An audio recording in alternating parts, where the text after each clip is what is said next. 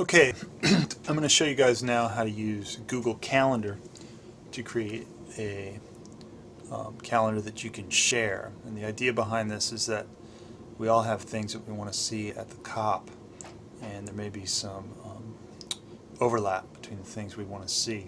We may learn from other people things that they uncovered. So the best way to do that is for us to create calendars, and then we can all share them with one another, and we can all see what we're up to. So I'm starting in Firefox. What you should do is go to Google's calendar site, which is calendar.google.com. If you have a Google account, you can sign right in. If not, you create an account. I have an account. So I'm signed in. And here you can see my account. I've got a bunch of calendars already in here, but what I'll do for this exercise is create a new one. So you go down here on the left-hand side and hit Create. You want to give the calendar a name. It's important here to put your name and then maybe COP15, because this is going to show up as the title of the calendar. So if it's just generically written calendar, we won't be able to figure out whose is whose. You can leave the description blank or put something in there if you'd like. You want to click this, make this calendar public, and then just hit Create Calendar. This is fine. Hit yes. And then we'll go to the interface here. You can see that I have items from my old calendars on here. I'm going to click on this to take it off. When I created that calendar, a new one emerged down here on my list. So this is the one that I'm going to work with now. Whenever it's highlighted like this, that means that it's being shown on the right side. Since I don't have any events, we're not seeing any events, but I'll put an event here. I'll just put test event.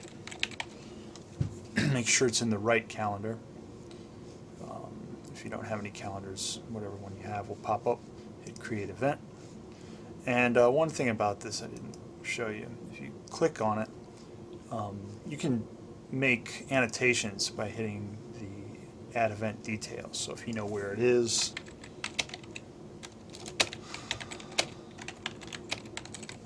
or if you want to provide a little bit of description, then when other people add your calendar to theirs, they can get this same information.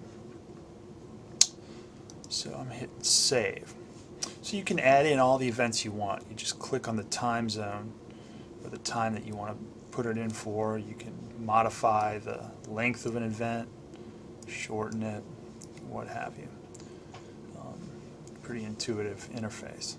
So now that I've made the calendar, now what I want to do is share it. Remember, we made the calendar public.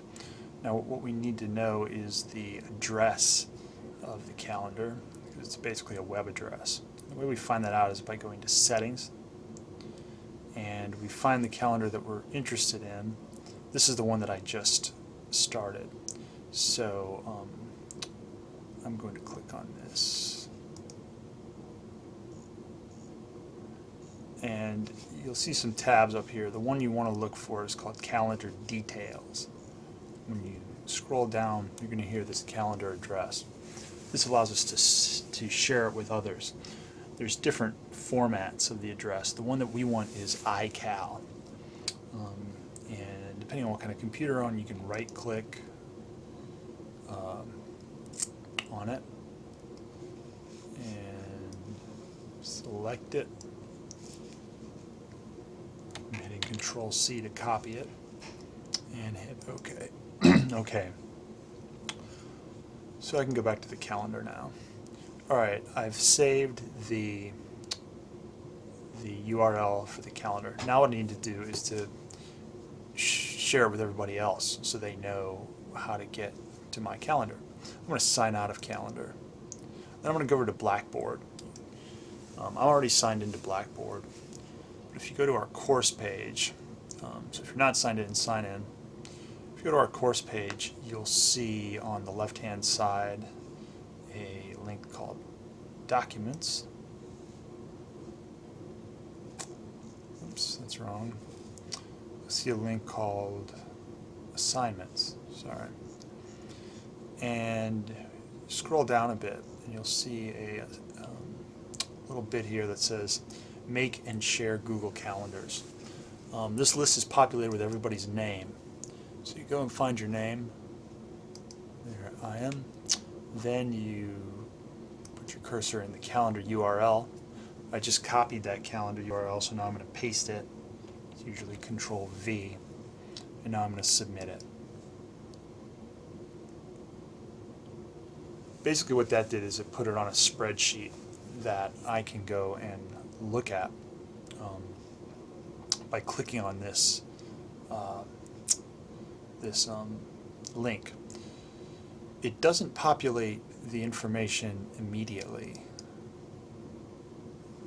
although in this case it did put it up quite quickly.